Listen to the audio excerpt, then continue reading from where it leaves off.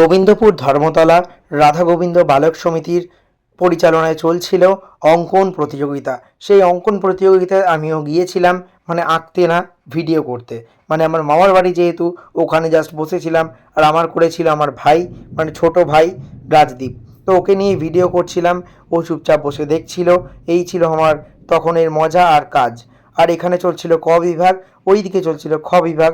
তো দুটো বিভাগ ছিল, দুটো বিভাগের মধ্যে চলছিল অঙ্কন প্রতিযোগিতা। বসে আঁকো প্রতিযোগিতা সকল জায়গাতেই হয়, এখানে প্রতি বছরই হয়। আমি আগে ছোট ছিলাম যখন ক বিভাগে আঁকতাম, একটা সময় পর খ বিভাগে গেলাম। এখন কোনো বিভাগ নেই, এখন বসে বসে খালি দেখছি, এটা এখন কাজ আমার। তো তারপর আর কি বলবো, গল্পের মধ্যে দিয়ে সকলে বেশ সুন্দর সুন্দর জিনিস আঁকছে দেখলাম। ক বিভাগের জন্য ছিল যেমন খুশি আঁকো, আর খ বিভাগে ছিল দেশাত্মবোধক, তার সাথে মানে আদার্স কিছু ছিল, আমার ওইটাই মনে আছে, তারপর আর মনে নেই।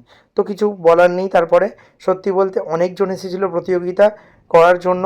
সত্যি বলতে এখানে প্রতি বছরই দারুণ হয় প্রতিটা অনুষ্ঠান। অনেকেই খুদে খুদেদের মধ্যে যা যা প্রতিভা আছে তারা সেটা তুলে ধরে। কালকে হয়েছে গয়াজুল্লাইক, আজকে হয়েছে রক্তদান শিবির বেলায়, এখন চলছে অঙ্কন প্রতিযোগিতা।